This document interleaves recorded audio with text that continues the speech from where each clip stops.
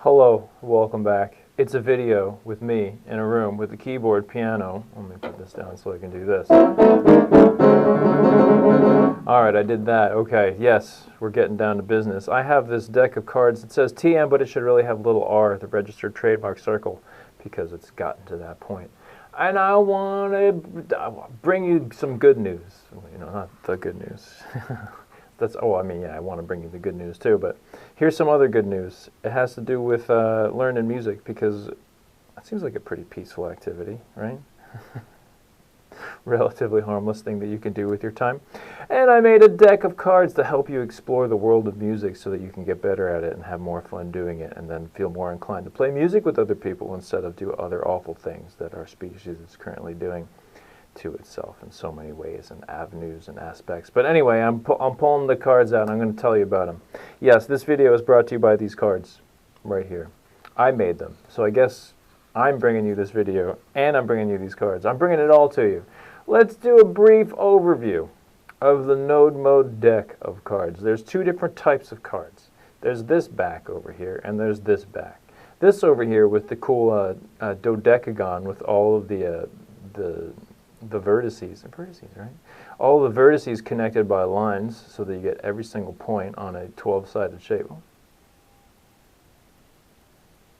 Okay. Good to know. I just got an update from my landlord. Well, now I'm less distracted and I'm back on track. Well, anyway, I want to tell you about these first. These are the mode cards, not the node cards, the mode cards, and these give you certain ideas. Now, each one of these is pretty complicated, or at least complex, and what I would say is they're going to get its own, each one of these is going to get its own kind of video explaining what it is. But each one of these is kind of explaining a concept, a musical concept, or maybe some kind of like exercise concept or relational concept of an idea to another idea. So you're like, okay. Dealing with the ideas of the card deck. Next things next, we're going to take a look at these. These are the 41. Oh, did I mention there's 19 of these? Yeah, there's 19 of these. 19.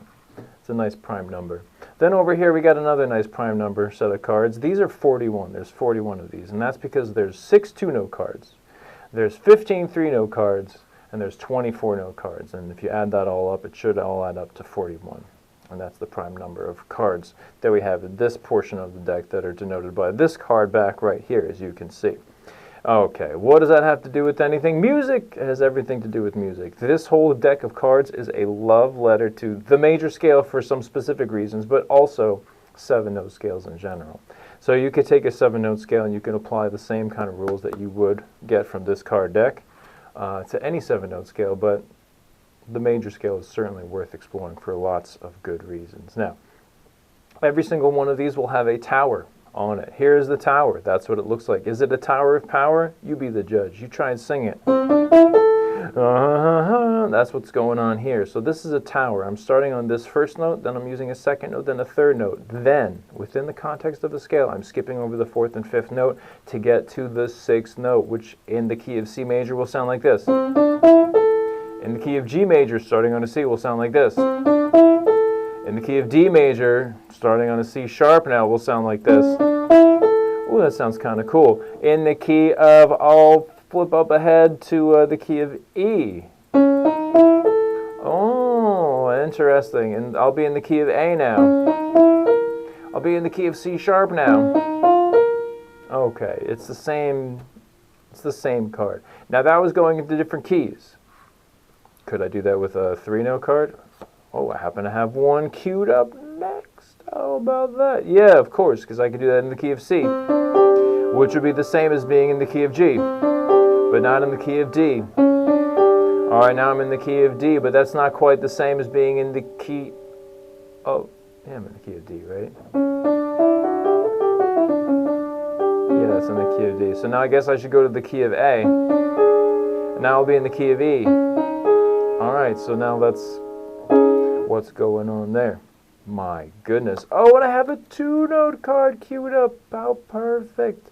There it is. So now this could be like in the key of C. Or maybe in the key of G. Or maybe in the key of D.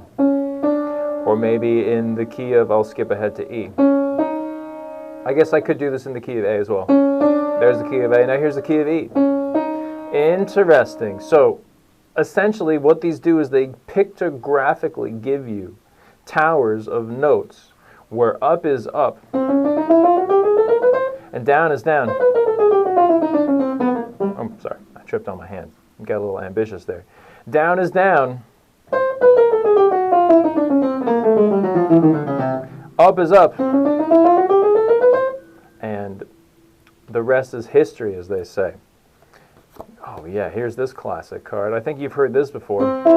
Why does that feel so good? It's the same reason why I made it green. It's because everyone likes summer a little bit more than winter, I think. Because you don't necessarily need as much gear to not have the planet try and kill you. Oh yeah, that's a very familiar group of notes. So that I made this deck of cards so that we would start to associate the sounds of notes interacting together as separate and discrete choices that we could possibly make. And maybe we want to choose something that has two notes in it, like this.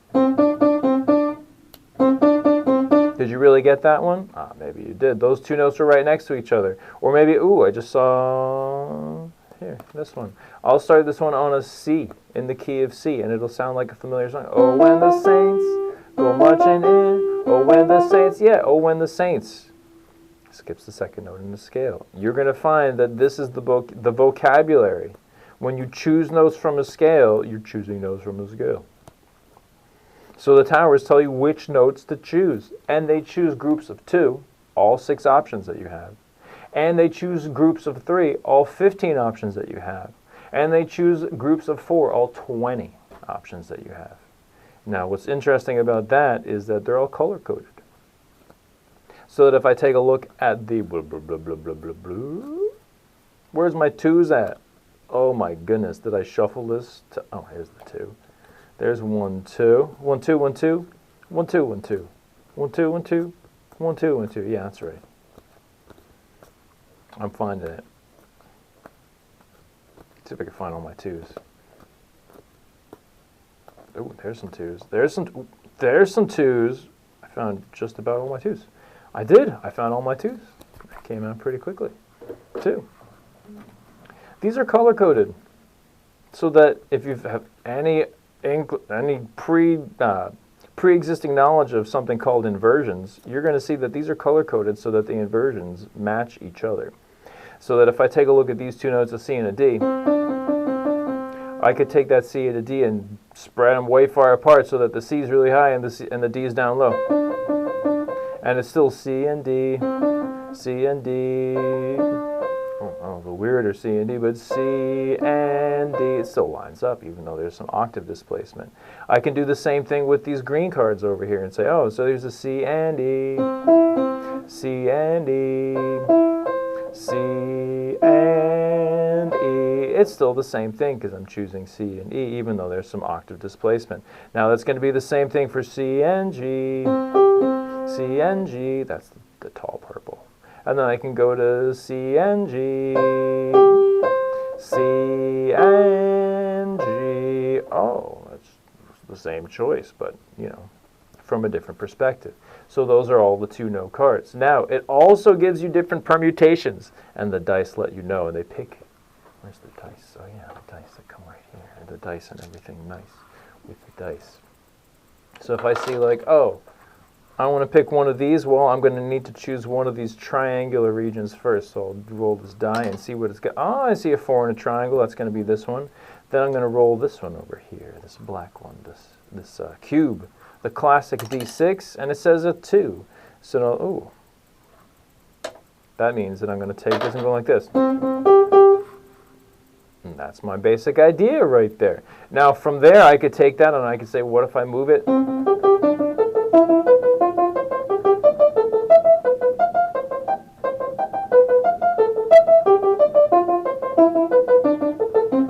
That sounds like a nice musical idea that it was just randomly generated by the roll of some dice. How cool is that?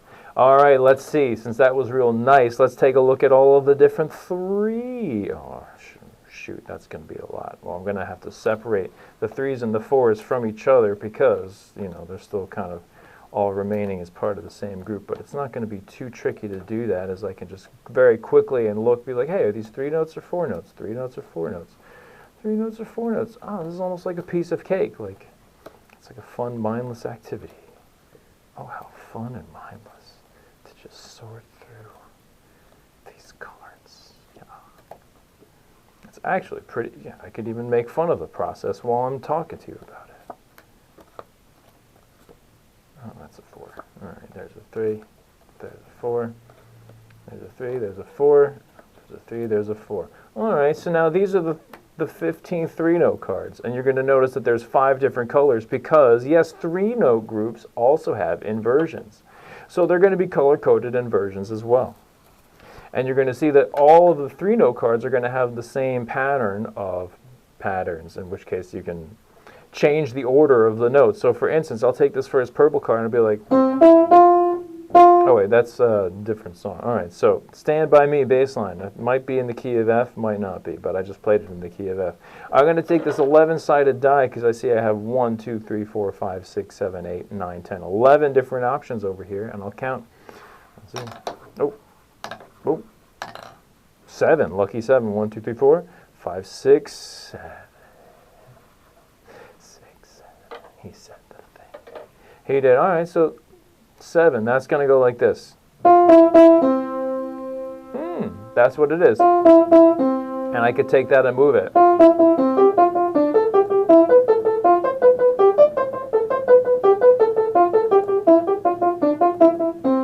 Or more, like if I wanted to say pick one of these cards, and I could pick one of these cards and make it way more interesting and way more demanding than just moving it up and down a scale. You know, which in itself can be demanding if you're not primed to do that with your mind. And then I can say, hey, wait a minute, what does this one look like? Oh, I'm going to roll a pattern for this one. All right, let's see. 3. Oh.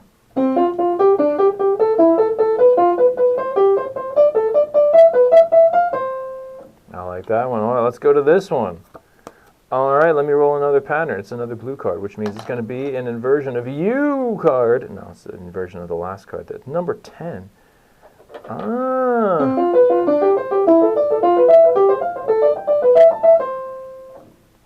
Oh, how nice is that? All right, so then those are the 3-note cards. Wait a minute, there's 4. Yeah, what if I, oh, there's this one already. I picked this one before. I'll play it again. Oh, when the saints go through the scale, oh, when the saints. All right, so that's, let's see what this one is. I'm going to roll this and see if I can get a different 5. Oh, yes.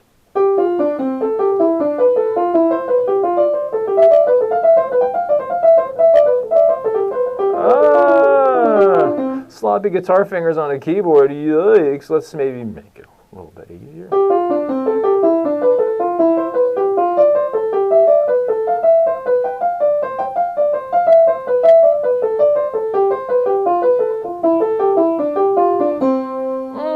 Okay, cool, I'll take that. That sounds like a nice musical idea. This one's good too, it's a nice purple.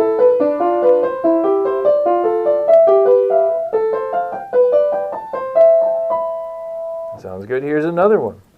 Here's, oh yeah. Oh, I'm wrong. That's a different card. I made a mistake. Let me fix that.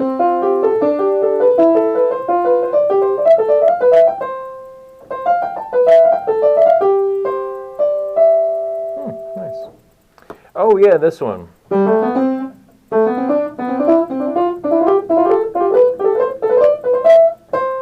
So then what happens is, why did I make this deck of cards?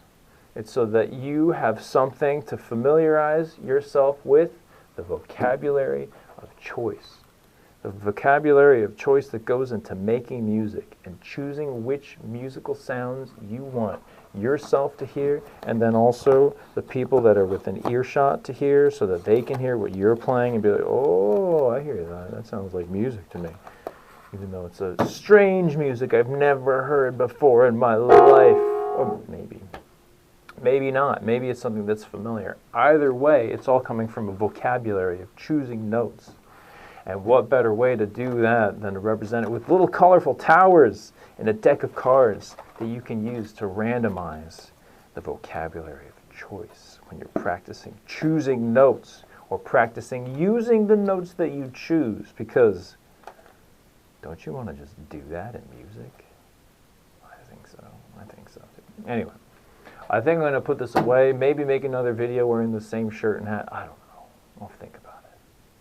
All right. Anyway, say something in the comments. Just the word something. You don't have to say anything that's, useful or not useful. Just say the word something. Be like, something. And I'll be like, wow, cool. Someone got something out of this video. Want someone to get something out of this video and these cards. So if you want some of these cards, you can go and check out my link where you can go and buy them from me personally, and I'll send them to you. I'll say thank you.